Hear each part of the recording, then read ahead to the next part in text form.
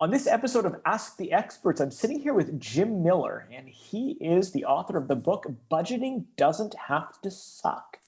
Wow, what a book. I love that title. Thank you, Rick. Thanks for having me here. You bet. It's great to have you on the show. So tell me, what is it? I mean, I love the book title. I'm never going to forget it. Tell me a little bit about it. Yeah, so it's my new book. Well, it's a few months. It came out in October of 2020. The full title is Budgeting Doesn't Have to Suck for Young Adults Who Want More Money. It's a 1-hour read aimed at young people who want more money, and it gives everything they need to know in 100 pages. So most importantly, it's not about my philosophies on budgeting and automating and growing income. So all that's in there. It's supposed to be all inclusive, and it is, but it's just as much about non-financial ways to get more money as well. Interesting. So non-financial ways of getting more money. Can you tell me a little bit about that? Like, how does that work?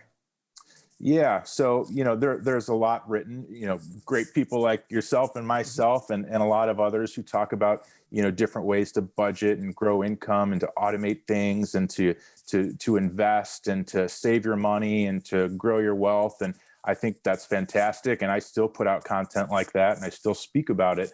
But I think what's not spoken about as much is things like exercise and eating healthy and waking up early and networking and how those things can improve your financial success just as much, if not more, as, if you're budgeting and watching your numbers closely and that sort of thing. Right. I think it actually makes a lot of sense because, being fit, for instance, gives you more energy. If I have more energy, then I can spend more time doing the stuff that earns me money. Exactly. And I don't pretend to be a fitness expert at all, but it's, if you eat junk food and you're sitting on your sofa, or you drink too much and you're hungover, you're going to be tired. You're going to miss opportunities. You're not going to go after things as much as someone who's more in the zone and feeling good. Right. Although I do feel sometimes I'm a bit like a yo-yo. It just keeps going up and down, depending on the seasons. I actually live in Italy, in the food capital of the world. It's like it's impossible to be on a diet. It's like it just doesn't work. I can't imagine. That must be very difficult. Jeez. So you talk about exercise. You talk about networking. So talk to me about networking because in terms of COVID and the pandemic and all of that sort of stuff. Yes. What are some creative ways that folks can network today effectively without sounding perhaps like they're begging? Like some effective Really ways. good question. Yeah. So I think it's having something to give, having something to offer. So for someone, during the pandemic, like you said, where we're at, and even someone who's introverted, what a great time because you can network online, LinkedIn or other social media channels. I think LinkedIn is probably best for most people, but see what you can offer them. Join some groups, start reading more. So you have content and information that you can share and help to teach people. That's how you network. Asking them about themselves, getting them to, if you're looking for more information, talk to those people who have achieved it and ask them how they did it. Rick, how did you start this great podcast and video podcast? Where did you start? What equipment do you use? And you'll start to build a relationship that way. It's much better than going in and saying, I've never done this before and I'm looking for a job. What can you give me? No, what can you offer to that person? And that's the starting point. I would have to agree.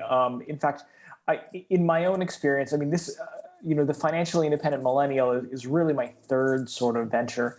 But I always found that giving whatever my product is away first is always, one way to generate a following.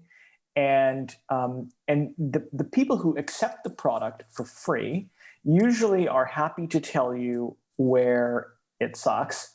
But they're okay with it, because they can give you the opportunity to fix, to tweak, to fine tune your product into something that eventually you can sell. In fact, in my company, in my last business, it was a telephone company. It was voice over IP. And, for the first year and a half, we gave away our phone service. Wow. But at the beginning, it wasn't great. It was completely the opposite. But eventually, through time, it got better and better and better. And then we started selling the service. And then, of course, then things, then it just, snowballed from there. But getting that following, I think is absolutely imperative. And, to your point about networking, I mean, see what they have to say about it, right? I mean, we offered them a platform. Mm-hmm. Absolutely. Yeah. Again, it's, COVID or not COVID, I think it's just as easy today as it would, pre-pandemic to get out there and talk to people, because most people are home. Most people are on their computers, and most people are looking to sort of have genuine interactions with people and to sort of grow themselves. So what a great time. Right. Definitely. And what about setting a schedule, for instance? So I realize that when I'm doing these videos, I have to be very careful with my time because I tend to talk a lot. How would you say scheduling fits in with this? It's so important. So, scheduling, it's all tied together, the networking, scheduling, eating right, exercising. And what's nice about scheduling is it takes away a layer of decisions that you have to make throughout the day. So, even for me, I have a small wardrobe. I don't go as far as Steve Jobs where it's all black turtlenecks, but I have a small wardrobe. So getting dressed in the morning, whatever I'm doing, I don't have to think about too much, or maybe I'll set it out the night before.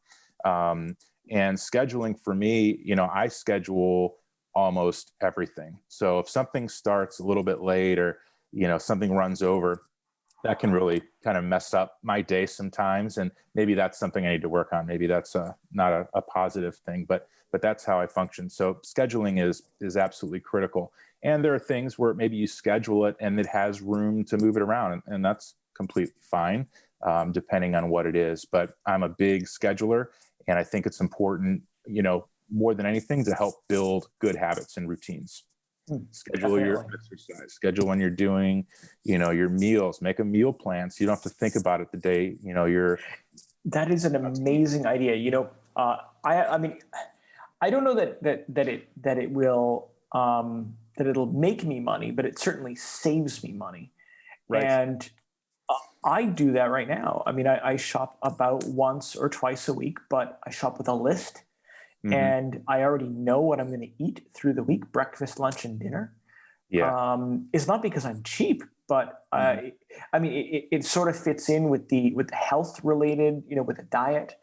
At the last minute, you're not, so that you're not surprised. You don't end up with nothing in the fridge. You don't end up calling, for 30-minute pizza or something like that. You always have something available. So I completely agree. Yes. I mean, I wish more people did that. Yeah. It's the old, don't go to the grocery store hungry thing, so if you're hungry and you don't have a plan, even if it's moderately healthy, if it's from a restaurant, odds are it's going to be the French fries and not the salad, and that whole deal. So scheduling is important. So, where would you say to people who are living in a high cost of living area, where they say, you know what, I just can't save extra money because rent is too expensive, or things are too expensive, or my job doesn't pay up, or I'm unemployed. What are some things that people can do to get more money without actually just getting a new job? Like, what are some? Move. Yeah. Get out of town. I live in Los Angeles, El Segundo, California, and it's very expensive here. You hear about that struggle a lot, not just here, of course, all over the world. There are places like that, the closer you get to the water.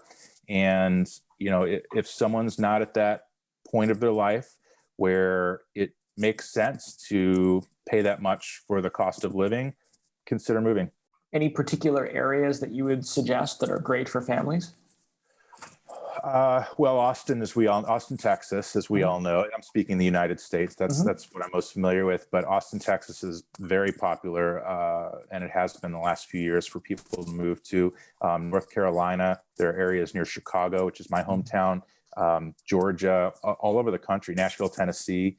that have been very popular for people to relocate for that reason. And you look, a lot of billionaires in the world, and, they might have a property in Los Angeles, but they live in Florida or Puerto Rico or Texas, these states that generally have a lower cost of living. And Puerto Rico, of course, a different country, a cost of living for that reason, because even as billionaires, they're concerned about maintaining their wealth and having more money so they can, accomplish more good with their money rather than, spend it on extremely expensive houses. I even think about that all the time, for what we pay here in Los Angeles. I have a wife and a 9-year-old son. Should we relocate? And, could we do what we're doing in a new place? So it's a conversation. Yeah, I completely agree. And, when you think of Puerto Rico and Florida and these areas, the sun's not too bad either. Right. Yeah. It has its benefits. Exactly. I hear Palm Beach right now is getting inundated with people moving in. Apparently they're having a boom while everybody else is suffering with COVID. They're just like open for business and everybody's moving in. They are. So that's Wall Street. That's the Wall Street people. And they're getting out of New York City and they're heading down there, and it sounds great. I wish them the best. We'll see how it goes in a year or 5 years from now. Yeah, we'll see. Of course, New York is always there too, right? Sure. Right. So what about any other things that somebody should know about, some non-financial ways of getting some more money, and anything else off the top of your head? Yeah. Well, I think so, it's networking, having goals, avoiding junk food and sugars. We talked about exercise, reading, of course. Not only does it help you learn things, but it makes you more interesting. Yeah. Also, it'll allow you to have better connections because you'll be up to date. You have more to talk about, and you're going to be a more interesting person to talk to. And kind of like I said earlier, you'll be able to deliver more value to people, which is ultimately the goal. And I don't mean doing that disingenuinely. Is that a word? I hope that's the right word. No, it's fine. You want to genuinely, have something to offer, and reading obviously is one of the best ways to do that. Something I talk about, I live a lot, and I think this is really important for people, whether you're in a rut, whether you're very successful, and Rick, you're a master of this, but is creating more than you consume. So whether it's drawing, painting, taking photos, writing music, creating an exercise plan and sharing it with your friends or sharing it with your dog, start a vlog. These are all free or mostly free things, but just getting in that mode of creating, write a book, instead of, watching TV and just constantly consuming, always make sure that you're creating more than you're consuming. And you will have, again, it's one of those things that will connect you to more opportunities and connect you to better luck. I've seen this with myself. I've seen it with so many people. It's real. I completely agree. I'm just sitting here just going, yep, completely agree. I mean, I have nothing more to add about it. You were talking about reading. So folks who want to see your book, where can they get a copy of it? Yeah, so Budgeting Doesn't Have to Suck for young adults who want more money. Everywhere great books are sold. It's certainly available on Amazon. It's $9, and the Kindle version or the ebook version at the Apple Store, wherever you prefer to go to, is $6, I believe. So it's very affordable. Yeah. And we put the links in the description below, so anybody who wants to go ahead and buy it, they can just click the link and away they go. Thank you for that. I appreciate it. You're welcome, Jim Miller. This has been a lot of fun. Thank you so much for your tips for how to get more money or non-financial ways for getting more money. That's great. Thank you so much. I really, I love being here and talking about this instead of budgeting and that sort of thing. It's been exciting for me. So I hope it helps your audience, and thank you. Thank you. Take care. Take care.